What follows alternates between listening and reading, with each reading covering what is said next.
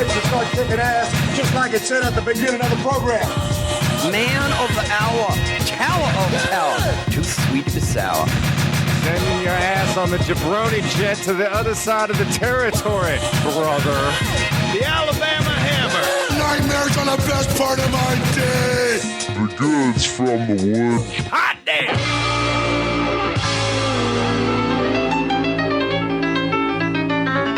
Welcome to the Goods from the Woods. My name is Rivers Langley, and tonight I'm rolling solo, kind of. Sam Harder away on business, Carter Glasscock away on assignment, Pat Riley raising his beautiful son across town. But joining me tonight for the third appearance on the show, one of my favorite people to talk to, and he is in town just briefly, so I figured I would love to spend the next few moments with our friend, Dr. Ben Sawyer. Oh, man. Ben Sawyer is back on the show, back in town for Thanksgiving that can't be beat, as Arlo Guthrie said, I assume. What do you got? Long Beach? What's Thanksgiving in Long Beach like? Fish taco situation? Well, I didn't make it. We were in San Diego. Actually. Oh, okay. Yeah. I have this wonderful tour of California. It's been it's been a week long. It was Nashville to LAX. Dropped my son off in Long Beach to San Francisco the very next day.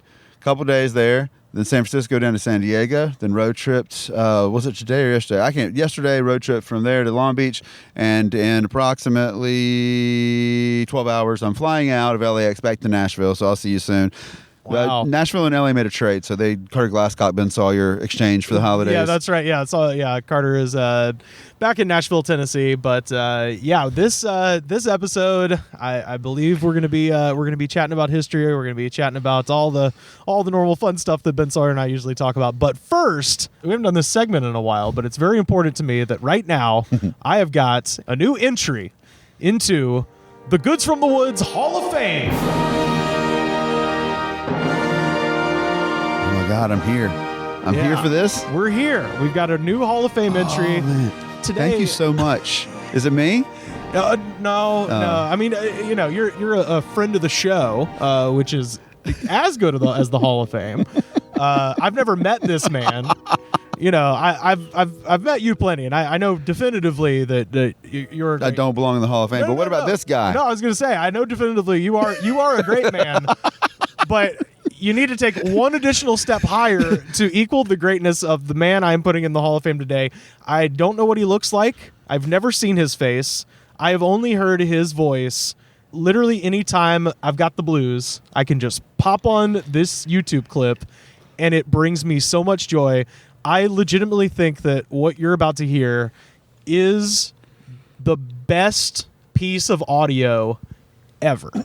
And to set this up, here's what you need to know. About, probably 15 years ago, right around the genesis of YouTube, the Jimmy Dean Sausage Corporation. This is why I wanted to do this with you, Ben, because you're a resident of Tennessee, and of course, Jimmy Dean Sausage. Am I being pigeonholed or held up as a? No, I think. Is this good or bad? It's great. I'm saying if there's anybody who can, really, really speak to the quality of the Jimmy Dean product and everything like that, it's going to be Dr. Ben Sawyer, because you're a Tennessee guy, Jimmy Dean, Tennessee guy. I guess what I'm dancing around here is around 2006, 2007. Take it back. The Jimmy Dean Sausage Company used to feature a 16-ounce roll of sausage. That was their standard roll, was 16 ounces. That's 1 pound if you're American. 16-ounce roll. And then at some point, they changed it. So now their standard size is a scant 12 ounces. What is this? And look, here's the reality of capitalism is that we just have to take it. They switch from a 16 ounce to a 12 ounce. What are you going to do? You're less than dirt. We're Jimmy Dean. I thought the reality of capitalism was that if I worked really hard, I could have all the sausage and no one else could have any. Yeah, well, that's part of it. But my point is, one man refused to take this lying down. One man, one voice alone in the wilderness refused to bend to the whims of the evil Jimmy Dean Company. Oh, man. And that man introduces himself at the beginning of this video. His name is Randy Taylor. Hell yeah, it is. It wasn't before, it is now. Based on what he says, we can gather that he's from Texas. He eats a tremendous amount of breakfast, and his family is huge. He has raised a brood of physically large beings, and he's mad that they downsized his standard roll of sausage. And so what did he do about it? The only thing you really can do about it. He just bought 2 of them. No. No? He was Okay. unhappy with that.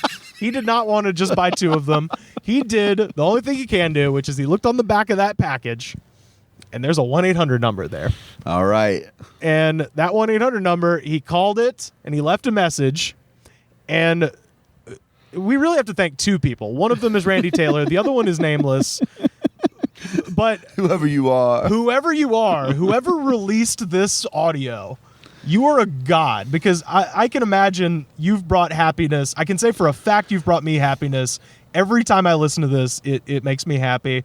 You've brought happiness to millions of people with this piece of audio, and Ben Sawyer has never heard this before. So I know. we're gonna all react.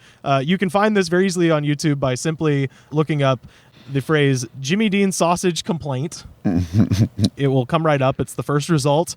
It has 1.9 million views. Well, Okay, and fixing to have way more. Let's do this. Let's make him famous, Rivers. oh yeah. Well, we don't. Hey, he don't need our help at all. But this is the Well, Jimmy he's getting Dean. it. He's getting our help. This is Randy Taylor's Jimmy Dean sausage complaint. Randy Taylor, I don't know where you people come from. I don't know if you test your products, your quantity of your products. Your products are very delicious.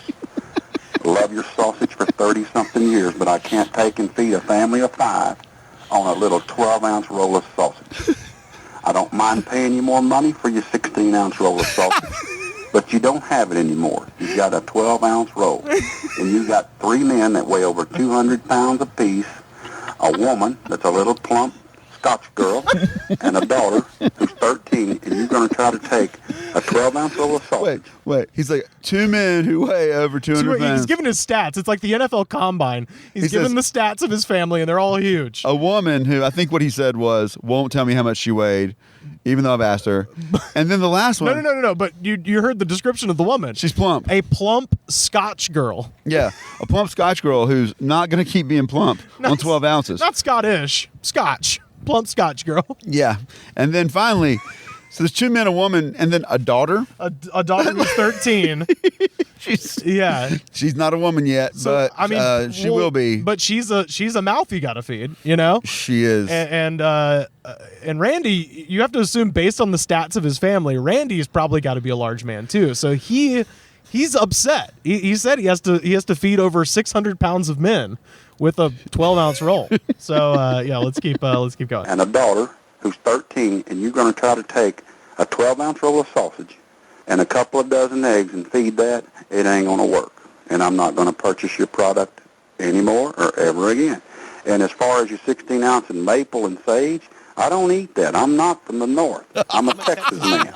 Jimmy Dean sausage is for Southern people to eat with the breakfast, with the fried eggs and the T-bone steaks. Now that's where I want to stop. They're fried eggs and they're T-bone steaks. Hey, it's for Southern people to eat.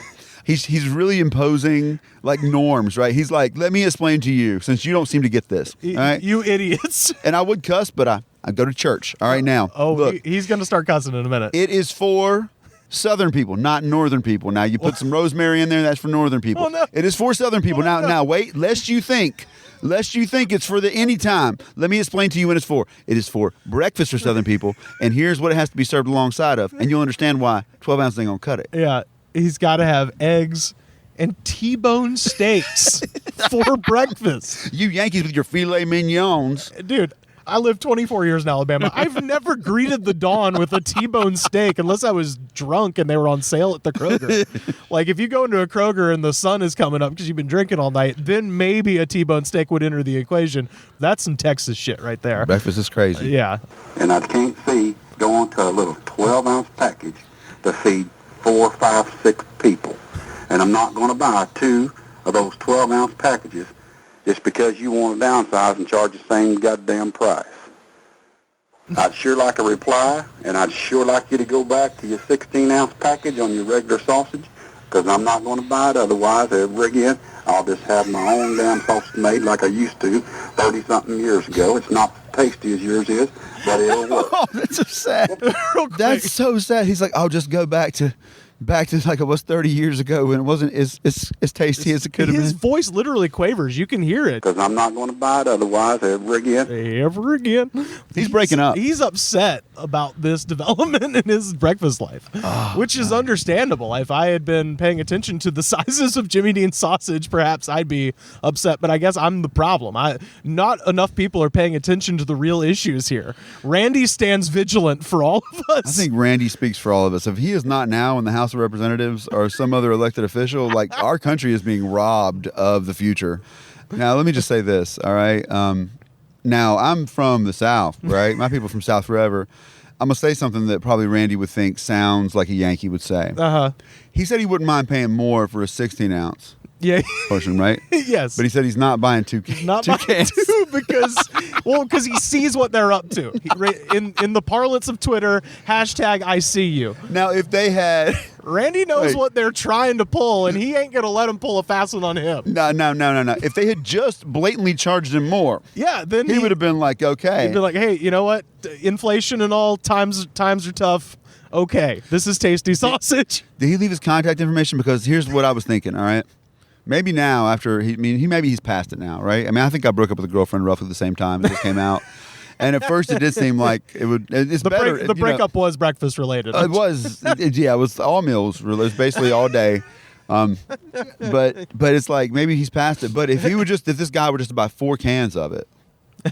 Tubes, please. Sorry, apologies to everyone involved. Just got offended. Jimmy Dean's, Randy. If he Tubes. bought 4 of these, it would be the same as the amount of 3 of these. Now, in some ways, you might be like, yeah, but what if it goes bad? I think we've established that it's not going to be in the fridge very long. Oh, it's going to get taken care of by the plump Scotch girl and 600 pounds of men and a daughter who's 13. They're going to annihilate that sausage like the T-1000. Like they're coming. You can't hide sausage from these people. I love it when people describe a child as a mouth to feed. I mean, like, it's true. Ultimately, if you look at the raw numbers, it's kind of what It's just like I love this child more than anything. But it is a hole of money. But when I look at it and talk to other people, it's just a mouth to feed. Might as well be any mouth. Oh, dude. Do you see my daughter? You see her new lipstick? That right there, that's the money hole is what that is. That is. It's a mouth to feed. It's a mouth to paint. It's a mouth with teeth in it. With crooked teeth we're going to have to fix or not. I suspect this guy doesn't fix his family's teeth. Oh no, I bet they do. I bet Randy. I don't mean to cast aspersions on Randy, but anybody who like really works for a living for real, like comes off of their shift at the factory and falls over dead at the end of the day. Yeah. Randy's got time to call the 1-800 number on the back of the That's true. So we're talking, mid-level management here. I'm thinking. Yeah, also, we're talking about a man who has not seen the lean times where he had to cut and start eating the store brand. No, Jimmy Dean premium. Jimmy Dean. He's been eating Premium. name brand the Yeah. entire time. Yeah. Well, so here's the best part of the audio and the most mysterious part, and the reason that some people think that this might be a hoax, but from what I can tell, this is authentic audio. Randy thinks he's hung up the phone, but he hasn't hung up the phone. Oh, man. And this leads me to my mid-level management theory about Randy. This is around the time the Bluetooth headset was really coming into chic, right? And what I think is Randy had a Bluetooth headset, which is why you can still hear his voice, and he tried to hang it up, and it didn't hang up. So what you hear is we've heard the actual message that he intended to leave. Now, this is Randy Taylor uncut. This is the coda. This is the end. Not tasty as yours is, but it'll work. Goodbye. That little 12-ounce goddamn roll of sausage is supposed to feed your brother and me and you 600 pounds of men, at least. You get my point? And the 2 girls, and they put it in that fucking pussy roll of sausage. Son of a bitch. Somebody needs their ass kicked. Some little consumer geekaroid fucked this shit up. God, dude. Save money, yeah, save money. So fuck, I'm gonna eat, goddammit. There it is. Randy Taylor, you're in the Hall of Fame. Not just the Goods from the Woods Hall of Fame, the Life Hall of Fame, because that's the best answering machine message that's ever been left. Let me say a couple things. All right, Randy to this point has been a very sympathetic person, right? Like as a figure, we don't know him, but I sympathize with this plight. Right? Yeah, yeah, He's trying yeah. to feed 300 pounds. And 600 pounds of men, 600 plus pounds, you and yeah. your sister. Plus whoever you is. That's his wife, I presume. The plump Scotch girl. Well, he's not happy, but let's just put, first of all, if he did have a Bluetooth headphone at this point, Yeah. do you remember how big they were and how just oblivious to everything you'd have to be to put one of those giant ear clips on? Right. At that point, all right, so I want you to imagine a dude in Texas With the hat. With the He's hat. got a big cowboy hat, right? wearing like I don't know how you describe it, like a walkie-talkie size ear attachment Yeah, on the side of yeah. his head. And then just walking around, talking like he's a cyborg, but also being mad at you for not understanding he wasn't talking to you. It was a different time. Yeah. Secondly, and this is the big one, Yeah. this man, Randy, was very respectful when speaking with the Jimmy Dean Sausage Company. Yeah, he did take the Lord's name once. Just because you want to downsize and charge the same goddamn price. But then, when he got off the phone, you could tell that, that's how sacred it was to him, right? You don't cuss in church. Yeah. But he turns around, he thinks it's him and his only family. And this dude This gets is like how a he sailor. really feels? He's like, you and your fucking sister. And then I just got to say, man, I'm not sure if that makes him more or less sympathetic. Because It makes him way more because he's saying he gets to, in this phone call, the man gets to have his sausage and eat it too. You know what I mean? Because he says it for real and then he makes it clear that the phone call is over. And then the consumer geekeroid on the other end of the line gets to hear what he really thinks. so wait, there's why? Of That's course, what he if calls this- the if guys. Like this- some consumer geekeroid. Save money. I want to eat, goddammit, which we can all relate. All right, so wait. So there's a conspiracy theory that this isn't real.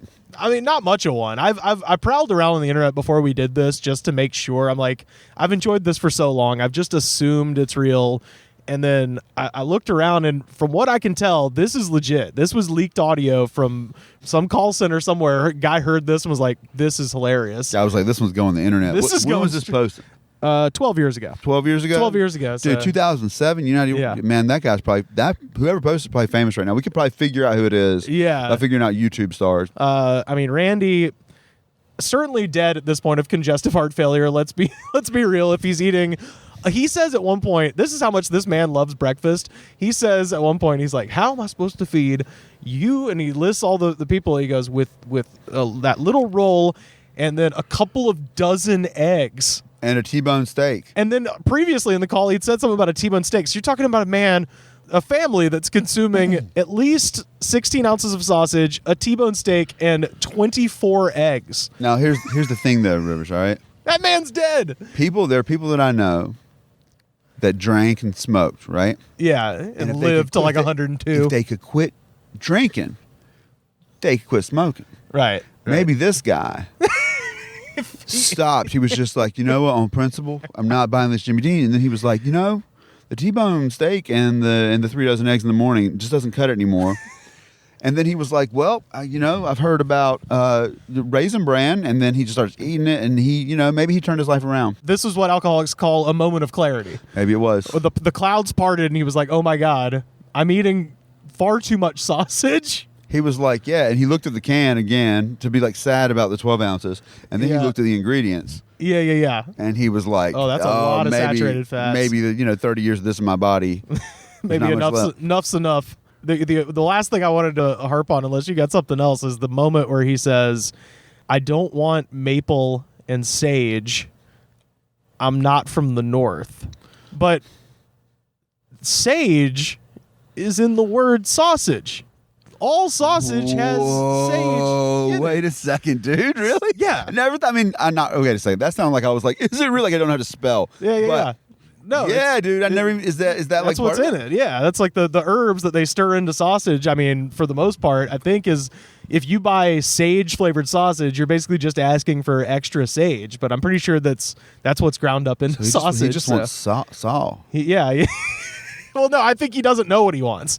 I think he knows what he wants. I think he thinks he wants not sage, but Look, he's been eating sausage this whole time. I think he knows what he wants, and I think he knows exactly how much of it he wants. All right.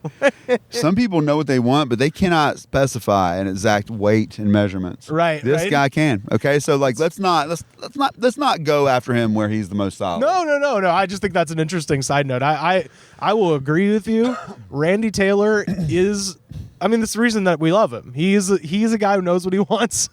He has a vision for his life that we all want. He knows what breakfast is supposed to look like, and it's supposed to look like 16 ounces of sausage and a tremendous amount of eggs. Amongst other things, It's no secret why Jimmy Dean sausage tastes great. Authentic whole ground spices, not oils or extracts, and it's a taste that you can only get with Jimmy Dean. Only the best. That's the Jimmy Dean way. Speaking of a man who knows what he wants, and a really bad idea, not just for him, but for everybody, Hitler.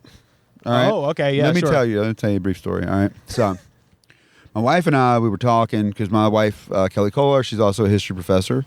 We commute to work together. We have good conversations. We're both teaching classes, Yeah. and we both do like the big picture, like she does only the second half of like U.S. history. I do the first and second. Oh, okay. Share notes, we talk about what we're teaching. So like we were just talking about it, and I was like, man, like my whole like I studied the 20th century. Yeah. Right. U.S. Soviet, man, like I was reading Latin America, China. I realized that like somehow or another, I just never read much about like Nazi Germany. Right? Like, I have, but it's been like social stuff, right? Right. So I was like, I want to read a political history. So I pull out Rise and Fall of the Third Reich. Yeah. This book is written in 1960. Yeah. That's kind of the foundational text on like Hitler studies, basically. Yeah. Yeah. So it's amazing. It's an amazing. I mean, they could do that. I mean, you're talking 15 years after the war's over. Right. And this guy's reconstructing everything. He lived there, right? And he got the documents because we see the documents. Yeah. But let me tell you, it was maddening. And let me tell you why. There are so many times that Hitler should have died, and then he doesn't. Yeah. And I'm a guy like I have a PhD in history, right? I'm supposed to be objective, right? I'm supposed to be, disinterested. Yeah. Just listen to this on audiobook. And I'm like an hour and a half in, and I'm just yelling out loud. He's in a battalion. Hitler's in a battalion of 3,500 people, right? During World War I. Yep. 2,900 of them get killed by the English. You know who doesn't get killed? Hitler. He makes it out, all right? Yeah. Dude, just a couple more bullets, right? The dude's gone. Guy gets injured. Should have died. Yeah, Somebody yeah. took him to the hospital. And I'm like, at that point, like I'm having a couple drinks. You're like, as the I'm listening to trenches this have book, doing hospitals? other things, I'm like, don't take him to the hospital. Like he just keeps on going. And I'm mad at all these people who couldn't have known that. But you're like, dude, like all the things that people died from, disease and everything. Right. This motherfucker makes it through. And it got to a point where it talks about how Hitler wrote Mein Kampf. All right, and I'm working on a bit about this. I'm nowhere near fleshing it out, but I just want to share it with you because I feel like this is Goods from the Woods is the place. I feel like yeah, you guys will absolutely. know what this is. It gets to the point where it talks about Hitler writing Mein Kampf, and he was not supposed to write Mein Kampf. They wanted like his first person account, the story of the beer hall pooch. Yeah. Long story. Yeah. So they're like, hey, like the Nazi publishing company. They're like, hey, like write your inside account, right? Like it's people wanted to know. Yeah. So he's like, all right, and he comes back with just this massive, like he wrote it very fast, apparently, right? Just like 1,000, like it's huge. And he comes in with it, and they're like, this is just you yelling. Like this is nothing about what you're supposed to write about. And he's basically like, I think it's brilliant, and they can't tell him no. That's the thing about him. Yeah. You can't. And tell it gets to Hitler a no. point where they're like, all right, well, we've got to get him an editor, right? Because it said in the original draft of Mein Kampf that Hitler brought in, the publisher thought that there were some things that Hitler said in there that just had gone too far. And they were The like, Nazi publishing company. the was Nazi like, this is publishing a company little was like, rough. I don't know, man. A couple of these things, like, what the fuck? That's gonna be a no from me, dog. Dude, what was it? Like, have you ever like even browsed like and just do a Wikipedia article of like what Mein Kampf says? It's Yeah, basically yeah. Hitler being like, hey, I'm gonna do everything that I end up doing except for I'm gonna fail at it. Yeah. Like he would have kept on going. Like he lays it all out. He's just It's- like, here's all I'm gonna do. Yeah, it's a trailer that spoils the whole movie. Exactly. You know all the twists. Dude, yeah. I mean, there's nothing. I mean, except for the part where he fails, which is clearly the best part. Sure. But like, what? I want to know like what in there where he was like, I'm going to kill all the people who are different than us. Right. I'm going to just break everybody's back. Right. I'm going to turn everybody. Like, what was the thing that they were like? Yeah. I just don't know. Yeah, you want to see like the editor's notes, the cutting room floor. Yeah. Yeah. Also, did you know? Hitler is not his original name, or his father's original name. Oh yeah, what is it? It's something Hold something on. strange. This is fucking hilarious. All right, I didn't even know this, and I'm like a comic who does history. Like, how did I not know this story? Because this is just hilarious. It's like, so Hitler's father was like, he was abandoned by his father, so he had a different name than like what his father's name was. And so like in Germany at the time, it meant a lot, right? You couldn't just go calling yourself something else, right? Yeah. So just before, way older than he should have, his father's father comes back and basically says, I'm going to recognize you as my son. So he changes Hitler's father's name to actually, although he's Hitler. To right? Hitler, yeah. Before this, Hitler's father's last name was Schicklgruber. Schicklgruber, yeah, that's right. Yeah, I've heard this before. If that dude's dad doesn't show back up and have like I got to bring you in, then this guy's name would be Adolf Schicklgruber. Yeah. And there's no Hell Schicklgruber. That's all I'm saying. Like, there's no. I don't know. That sounds very James Bondy, like the James Bond villain. Schicklgruber? Yeah, dude. Yeah, No, you can make any. I mean, unfortunately, and Germany's a lovely place, but you can make any German name sound kind of ominous if said the correct way. Schicklgruber's goofy, but it's not it's not the goofiest name of all time. What is the goofiest name of all time? There was a contracting place that I saw in Westphalia when I was there, and painted on the side of the building, the guy's name was Carl Fucker. What, dude? His name was Carl Fucker, Fucker. And I stopped and I took a picture of it because it was 2003. It was literally the funniest thing I'd ever seen because I was 16 years old. I was like, well, it's still nothing's funnier. No, So, that is funny. The best part is like you walk over to the van and you're like, hey, are you Carl? And he's like, no. I'm the Carl Fucker. Yeah, all right? yeah, I'm looking for Carl. As a matter of fact, dude. I will build the shit out of your kitchen. I'm Carl Fucker. Better question. Are you Carl? Because if so, we got some work to do, dude. The only Carl Fuckers around here is my wife. That's right. And that pisses me off because I'm not Carl. Again, I'm not Carl. I'm just a Carl Fucker, like my wife is. Oh, yeah, you can get over Schicklgruber, though, I think. But Schicklgruber, man. Yeah.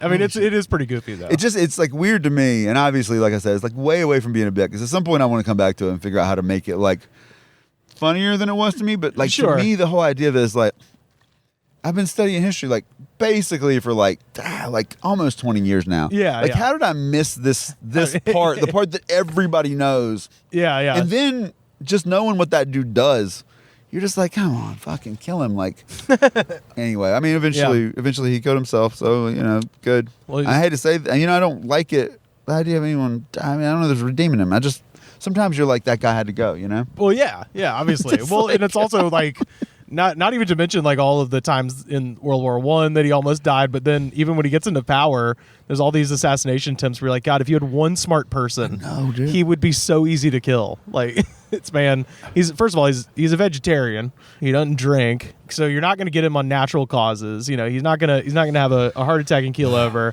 He doesn't drink, so he's harder. Like it's amazing that Churchill lasted as long as he did because he was perpetually drunk, so you could get the jump on Churchill no problem, but Hitler he's one of them straight edge kids, so you gotta watch him.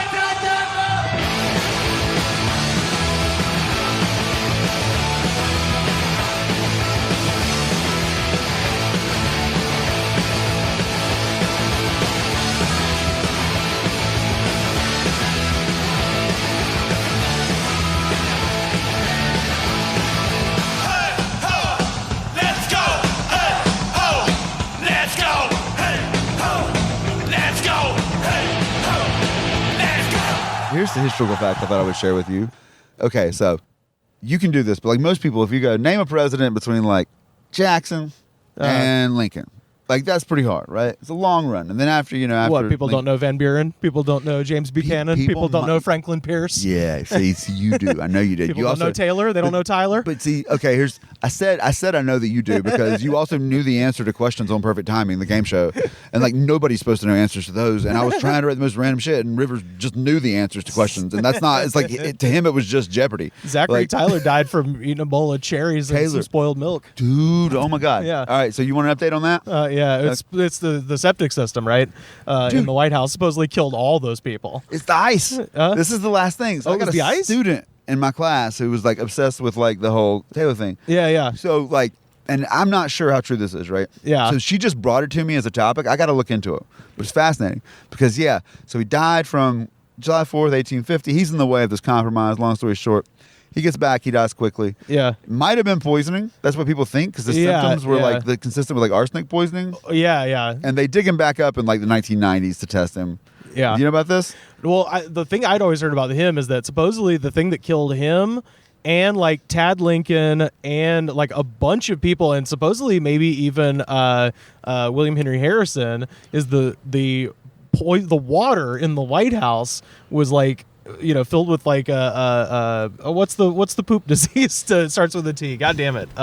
True. Typhus. Okay. Typhoid. Yeah. Typhoid. Like, and supposedly, like, yeah, like the water system in the White House killed a couple of people, probably a couple of famous political adjacent people, including Lincoln's son. Now, here's the thing that I found really fast, and I can't confirm this, right? I just found out about this like a week ago. One of my students became very obsessed with like the idea of like, you know, Zachary Taylor dying and read some more on it. So she went down a rabbit hole. And what she came back and said was that the reason he seems likely to have died was that just before this, like recently, I don't know how far before. Yeah. One of the Scandinavian countries, I think it must have been Norway, where we were getting our ice from. We had gotten into a trade, like a tariff dispute with them over like cotton and slavery in the South. Oh my God. So we stopped buying ice from them. Yeah. And we began making our own ice. Yeah. And so what happened was the polluted water in one region then got spread all over the place through the ice. Oh, interesting. And was going around, like, they float them down rivers, these huge chunks of ice like that, right? Right. So they were bringing all this stuff in. Seems really sanitary. And they were essentially like, oh yeah, isn't that crazy? And they were, and basically it was going around all over the place, and it made people sick, but it did it like in weird isolated ways, I guess. Right. I got to look more into it, but I thought that was pretty fascinating. So that's your Zachary Taylor. Yeah, Zachary Taylor. I said Tyler. I got him confused with John Tyler, who of course still has a living grandson. That's insane. He took over for William Henry Harrison after he dropped dead. What, 1841? 1841. 32 days after he gave the longest inauguration speech in history. Yeah, and that dude, John Tyler, he was fucking till he was like in his 80s, and he has a living, in 2019, living grandson. That's crazy. He was the guy who settled the question about whether or not the vice president would become the president. Yeah, you know this? There's like no settling it, and then he just fights the cabinet. It's like, nah, because it says in the Constitution that the vice president will carry out the duties of the president. It doesn't say he'll become the president. Doesn't become the president. Yeah, exactly. So by precedent, that gets settled later on. But here's my story, okay? That I think politically people should pay attention to. Okay, all right.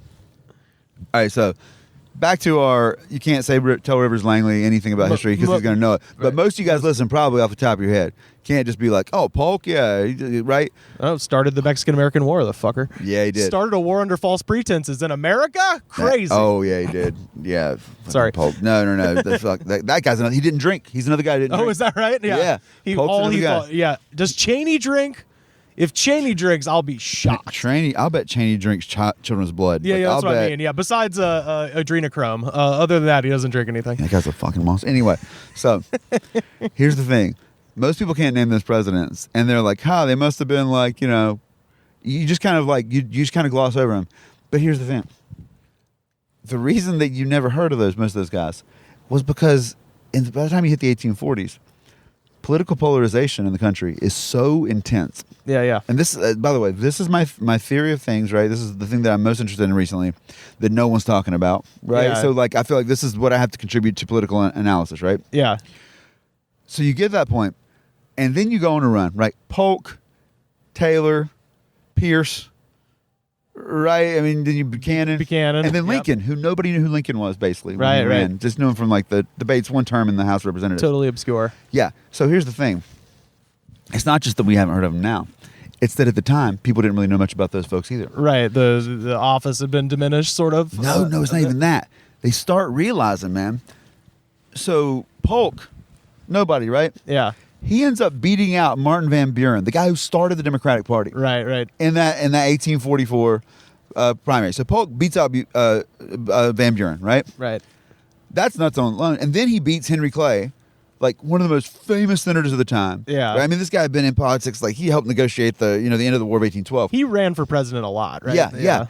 But he was a giant in his time, right? Yeah. So the people, like, it starts to become, there's a reason why you don't run somebody that people know about, right? Because you look at the people of the time that either lose or don't run, right? Right. You've got Van Buren who comes back and loses. Henry Clay can't win, even though he's huge, he's like very well established guy. William Seward doesn't run. Yeah. Jefferson Davis doesn't They run. stabbed him for his troubles. Yeah, well, Jefferson Davis doesn't run. I mean, eventually he becomes president of the Confederacy. A worst job. That's a bad one on your resume. Yeah. But these were like more like Salmon Chase. Like these are the more established people. But the reason they don't run them is because they realize everything's become so partisan, and the big figures in both parties are so destroyed by the other side that the whole thing is you can build a good reputation, but once someone destroys your reputation, it's really hard to get back to par. Right. So actually, if you look at that, not just as, well, look, they it's just diminishing the office, and you go, no, it was actually a really effective strategy. In a time of political polarization, you don't run the person who's got a bad reputation. You throw them a poke out of nowhere. Right? That sounded like I wanted people to do something wrong. It's like throw them a poke out of nowhere. No. Yeah. Franklin Pierce in 1852. This guy, who most of you guys never heard of, very swarthy, very handsome man. Franklin Pierce, by the way, ran for president. His promotional tool, now all these jackasses write books. Franklin Pierce got the most popular writer in America, Nathaniel Hawthorne, to write his biography because they were, I think, they were either roommates or just friends in college. And Nathaniel Hawthorne writes this biography, and then during the Civil War, he doesn't actually leave the North, but he pretty much aligns himself with the Confederacy. Franklin Pierce. Yeah, dude. So like that, and that's the thing, right? So you can go back to Zachary Taylor, right? They go to the Whig nominating committee in '48, right? Convention, because there's no like voting and primaries thing. You send your delegates. Yeah. No one knows what his politics are. Both the Whigs and the Democrats are like, will you run for us? And he's like, no, I'll do the Whigs. And so then, like, at the convention, people are like, should we ask him what his politics are? And other people are like, no, he's That's a weirdo. rude. It's rude. We don't talk politics at the political convention. No clue. And everyone thinks he's going to support slavery because he's from New Orleans, right? He's Louisiana. Yeah. And then, surprise, surprise, he doesn't at all. Yeah. And then in 1852, right, you get Franklin Pierce. Franklin Pierce did not show up on the ballot at that convention. Did not even show up on the ballot till the 35th time they took a vote. And Virginia was like, can we just get this guy? Like, because you look and like Virginia throws him out there, right? 35th. There's going to be 49 ballots, right? Yeah. And still nobody votes for him, hardly at all, until the last like 2 or 3 rounds when everyone's like, oh God, yeah, find that guy. And no one knew anything about his politics. That's the reason one of the reasons he won was because Northerners thought he's from New Hampshire. He must be against slavery. And then it's the reverse Zachary Taylor. Right, so he's like, surprise! I'm on the side of the Southerners, and then Buchanan, who probably had a lover. I can talk about his lover, Rufus King, William Rufus King, who is the highest-ranking political official from Alabama ever. He was a vice president under Pierce, and then he just basically became James Buchanan's boyfriend. And he, William Rufus King, named the city of Selma. He gave Selma its name because he settled there, and it was named after I think it's like a city in if I'm not mistaken, I think it's like an Irish folk tale or something. It's not the Bible, but it's like one of the myths of the Celtic zones. So is that after the Civil War? No, that would have been right before. Yeah, I just wondered because dude, you know about this? Like 20,000 former Confederates ran down to Brazil. Oh, the Confederados. Confederados, yeah, man. They went to Mexico first. There's a place just up the road here in California. If you ever come out here to visit, a really cool place to see. It's right at the foot of Mount Whitney, and Mount Whitney is the tallest mountain in the lower 48, and it's about 3.5 hours north of LA. And there's a spot right below Mount Whitney called the Alabama Hills. And if you've ever seen Django Unchained, when Django and Christoph Waltz, they escape the South, go out west, and he learns to like shoot and hunt and all that shit. That's where they filmed that. Really? It's out in the Alabama Hills when they're playing the Jim Croce tune. Wow. That part. That's how I know Tarantino movies. What 70s song was playing? In this case, it was I Got a Name by Jim Croce. That's the Alabama Hills, and it was called the Alabama Hills because it was settled by a bunch of Confederate sympathizers. And when the war broke out, the capital of the Confederacy at the time was Montgomery, Alabama. And so they called this new settlement the Alabama Hills because it was right when the war broke out in 1861.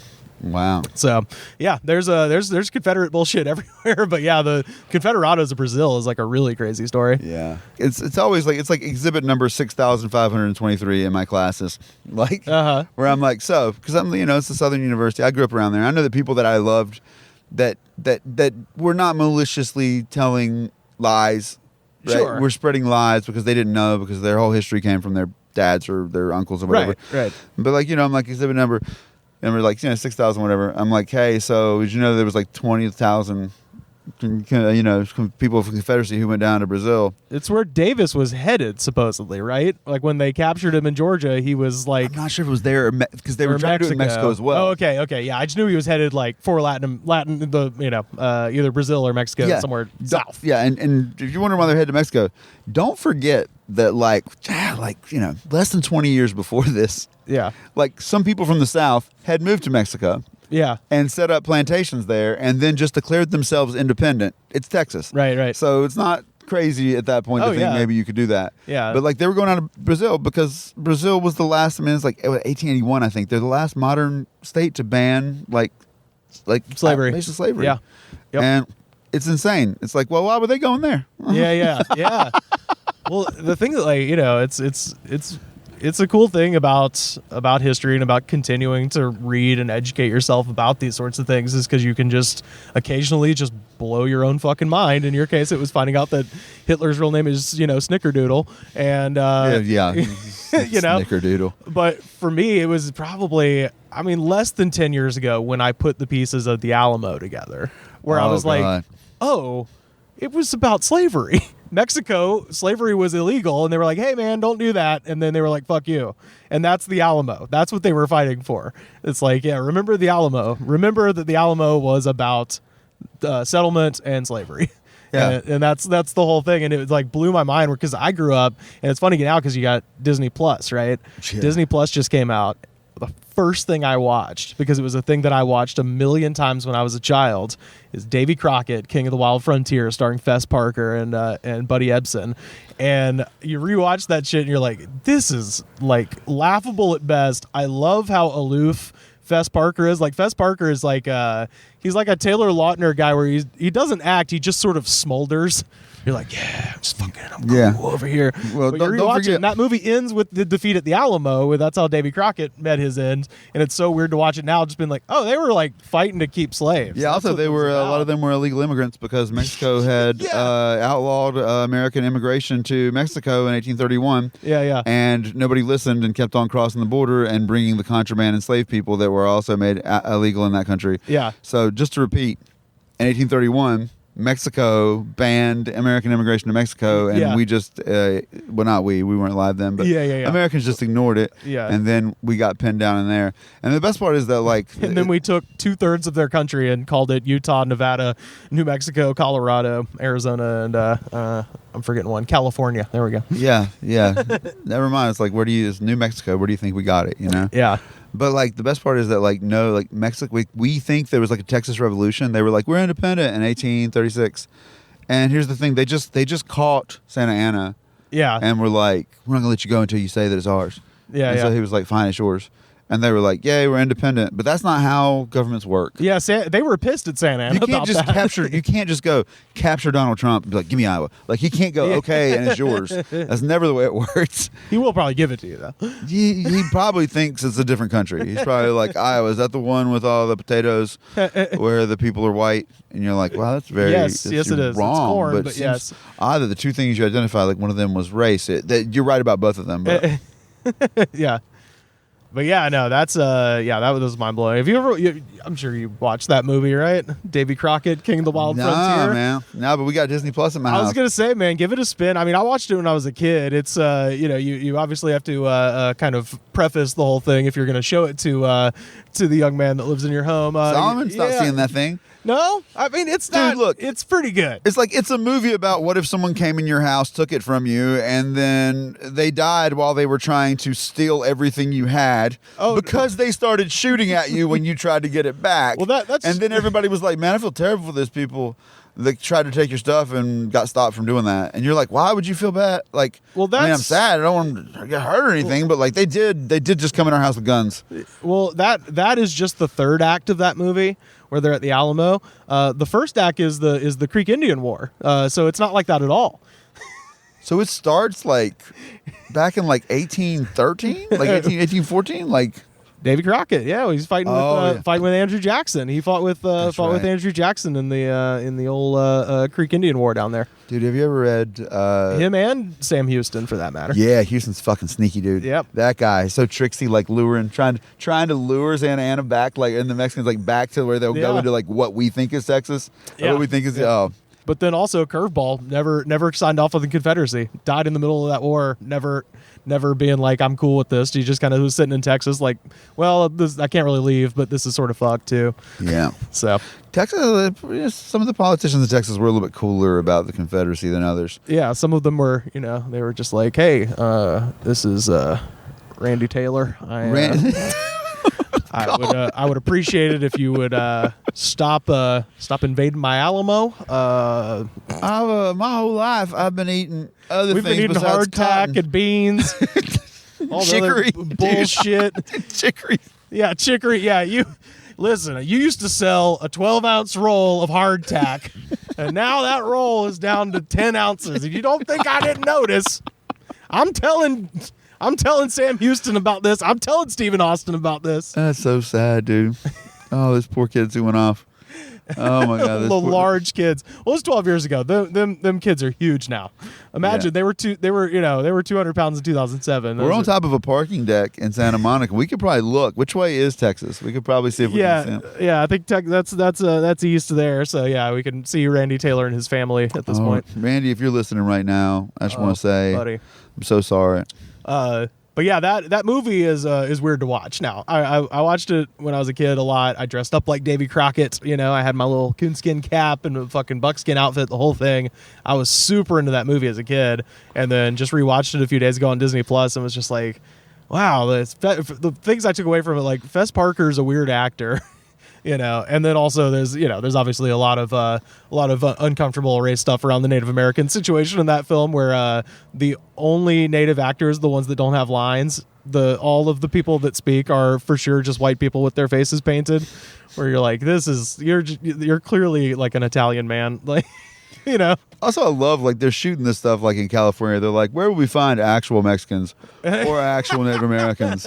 Like, where will we ever find anyone who's not white? You know what? They actually did legit shoot because I was wondering about this. They shot the Creek War part of it in Tennessee. So they actually filmed on location in Tennessee, which is very uncommon for the live action. Creek Wars were They were in Georgia south. and Alabama, yeah. But I mean, they at least went the length of going to his home state. They got to Tennessee and they're like, ugh, how much further is it? Yeah. But I'm just expecting when I watch any movie of that era for any outdoor scene to be filmed in, Malibu Creek or somewhere up the road, somewhere that's just obviously California. But this one, I looked it up and goddamn, yeah, they shot it in Tennessee. You know what else was shot in Tennessee? Andrew Jackson a couple times. Yeah, that's right. Yeah. But he lived. But also Walking Dead. Walking Dead? That's Wait, Georgia. Evil Dead. Evil Dead, yeah. Evil Dead. Yeah. Sam Raimi shot it down there. Yeah, Sam Raimi and helping him out with that movie, the Coen brothers. Really? Yeah, they all went to film school together. They were like helping him out with the whole thing because they. Raimi went to Michigan State first, and then he didn't get. He went to film school after that. I believe so. Yeah, or they knew each other somehow because the Coens, because Sam Raimi helped make Blood Simple, and the Coens helped make Evil Dead. Wow. Yeah. That's crazy. Yeah, they're all good friends, and they built their own camera dolly for Evil Dead out of a wheelchair, which I later did for a movie that I shot, and it works real well. Actually, it's pretty nice. And where can we find out about that movie? Oh, just YouTube.com, and the name of the film is Doc Savage versus the Redneck Cannibals from the Atomic Wasteland. Made it in 2011. So it was one of my last projects before I moved here. Well, you were like, I'm ready for Hollywood. I was like, yeah, dude, yeah. We shot it in, actually it was 2010. We shot it in June in Alabama, the hottest part of the year. It's the sweatiest thing you'll ever watch. It's like short too. They used to do this thing down in Mobile called the Mobile Bay Film Scramble, where it was the coolest shit. I would love to do it again now, but there was a blog. So that'll tell you what year this is. There was a blog called the Mod Mobilian, and for the Film Scramble, they would announce on Sunday a length, a genre, and a timetable. And the timetable is usually a week. And you would have from Sunday to Sunday to write, shoot, edit, and produce a film in that criteria, and you never knew what it was going to be until they said go, and it was so that's why it's You called had the how long film you said? scramble. Huh? How long you said? Well, so for our year, the category was exploitation, so it had to be an exploitation film of some kind, and I think it had to be either a 7-minute scene or a 3-minute trailer. And we're like, well, the trailer lets us do so much more fun stuff, so we're obviously going to do the trailer. And we ended up shooting it outdoors in my friend Madison's cabin that his dad built in the 60s out in Gold Hill, Alabama. And then we were thinking it's a post-apocalyptic movie, and those usually have car chase scenes. And I was like, well, we don't have cool enough cars to make this. We're all driving like little Nissan hatchbacks and shit. And so we were like, what would they have in the post-apocalypse? We're like, they'd have boats. Like, well, I don't know. We don't know anybody that owns a boat. Where can we get a boat? And in Auburn there's a state park called Chihuahua State Park. And on Lake Chihuahua, they have multicolored paddle boats that you can rent. And so we have a paddle boat chase scene, and it's so slow on purpose. Just, Doc Savage is chasing the redneck cannibals on a paddle boat, slowly moving across the screen, and then he catches up to them and jumps on their boat, clacks their two heads together like coconuts, and they fall off the boat. And yeah, man, we had a bunch of shit. But yes, for the opening scene where Doc Savage is walking across the bridge, I was sitting in a wheelchair filming, and John Mossman's pulling me backwards, and then we took that directly from Sam Raimi and the Evil Dead, and also Lloyd Kaufman's book, Make Your Own Damn Movie. So some combination of those two things, and yeah, we made the thing, and we didn't win, but John Bryan, our lead, did win Best Actor. So yeah, That's awesome. yeah, we didn't win Best Picture, but we got Best Actor. Davy Crockett, the man who don't know fear. Davy Crockett, king of the wild frontier. Born on a mountaintop in Tennessee, greenest state in the land of the free. Raised in the woods so he knew every tree. Killed him a bar when he was only 3. Davy Crockett. Ben, where can people find you on the internet, sir? Well, they can find me on the internet for stand-up at sawyercomedy.com or at sawyercomedy on Instagram or Twitter. But I'm really excited right now because my podcast, The Road to Now, which you can find at theroadtonow.com or at road_to_now. I do it with Bob Crawford from the Ava Brothers. It's a history podcast. It's a great we also show. cover politics. Absolutely great show. Thank you, man. Well, we are booking live shows now, and we have a show coming up. Well, look at that. Somebody's so excited. There's a person in the car next to us who is now, they're going right now. They're like, they're at the plugs part. I'm out. Well, hello, friend. He's going to be disappointed. Probably. Well, we got 2 shows coming up right now that are booked. January 24th at the McGlowan Theater in Charlotte, and then January 25th at Cat's Cradle in Carborough, right near Chapel Hill. Nice. We're 2 months out. The Carborough show is already sold out. There are fewer than 100 tickets left for the one in Charlotte. So if you're listening to this and you want to come to that one, I would go like right now and buy it because it might be sold out by the time this comes out, but there might be a couple left over. But then we are going to be booking shows across the country this year. And so check those dates and come see us. We just did one in Chicago 2 weeks ago with our guests were like Pete Souza, who was Obama's photographer. Oh, yeah, that's right. Megan's Yeah. photographer. And then Aaron Welsh from This Podcast Will Kill You.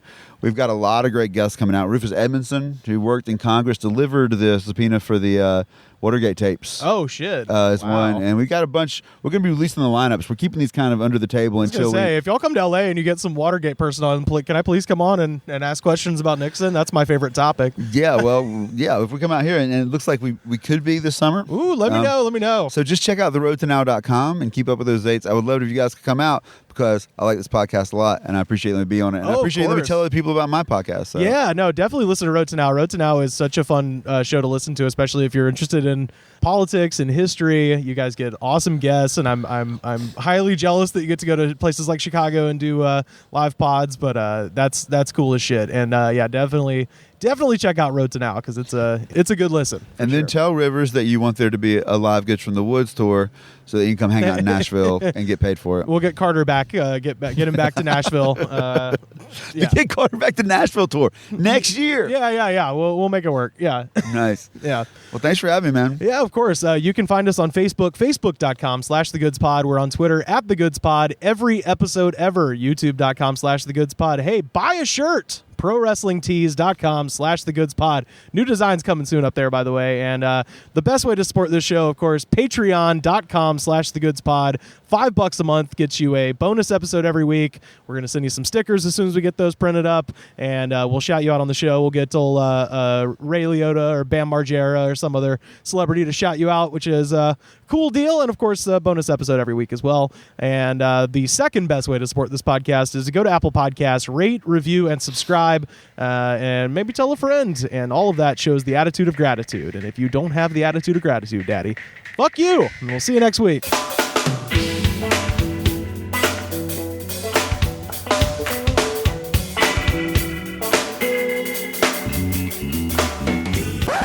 Alrighty, it is time to shout out our new Patreons, our patrons, Patreons. Thank you guys Thank for you subscribing. Guys. Yeah. Yes, So patreon.com/thegoodspod. $5 a month gets you a new episode, bonus episode every week, as well as a shout out on this very show from a celebrity guest. And man, I smell the booze coming. Here he is. God. Welcome, Bam Margera, everybody. There's no fucking snakes in here, are there? No snakes. They make me sad. They make you sad? They make me fucking mad is what they make me, fucking asshole. Oh, okay, yeah. That was You guys are dicks. That was pretty funny when they made you fall in the pit of snakes. Yeah, that was a nightmare. That's why I started using hard drugs. Oh, that's what did it. Wow. Yeah. Oh, man. Well, so Bam, we've got a couple of new patrons this week. So shout them out. Let's hear who we got. New patrons. We got Dustin Chisholm. Dustin Chisholm. Okay, cool. Dustin Chisholm. We got Katie Cook.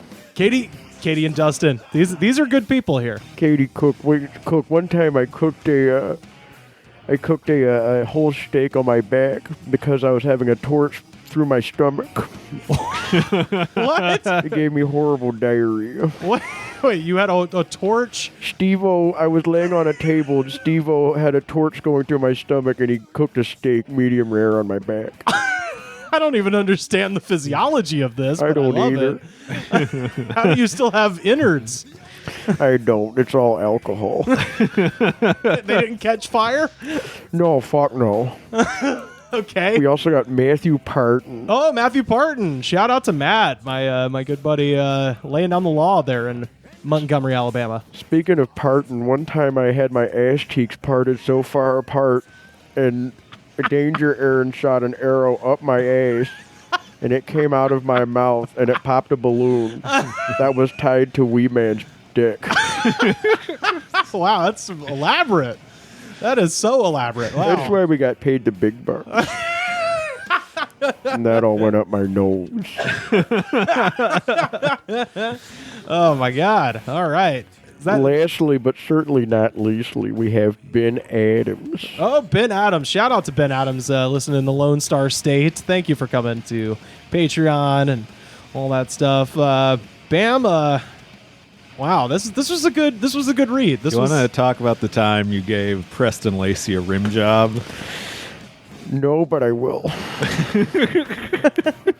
One time, Preston was sleeping because I had just hit him over the head with a 2x4. And he's on this hospital bed, right? And his fat body's all jiggling. It's so fucking funny.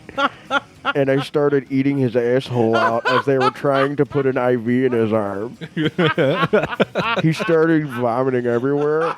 And then I did that thing where I vomited too, so it made him vomit more. It's like a disgusting snake eating its disgusting tail.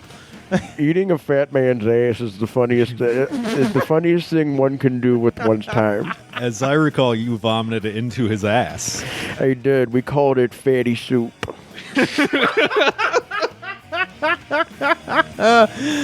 I'm proud of my legacy. That is absolutely delightful, everybody. Wow. Bam Margera, ladies and gentlemen. If you subscribe to the Patreon, you can get Bam Margera some more OxyContin. That's right. Yeah. Please. The part of the proceeds. By the way, we did get new chairs. So right off the These bat, are nice. thank you to our patrons. Finally, Disgraceland has 3 new chairs that are not shedding pleather onto our guests and onto my floor. If I didn't have an entire Cornish game hen up my ass, I would enjoy these chairs a lot more.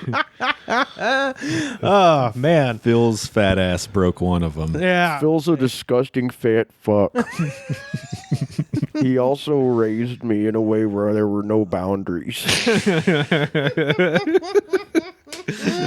he seems nice. But fuck him for being fat.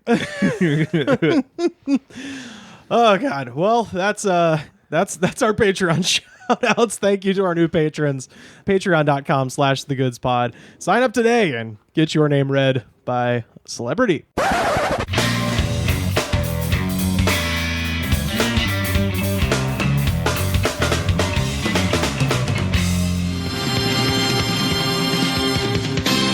The Goods from the Woods was mixed, edited, and distributed by me, Rivers Langley. You can find the show on Twitter at The Goods Pod. Our theme song was composed by DJ Smiles. Check him out on Twitter at DJ Smiles. This was a Brain Freeze podcast.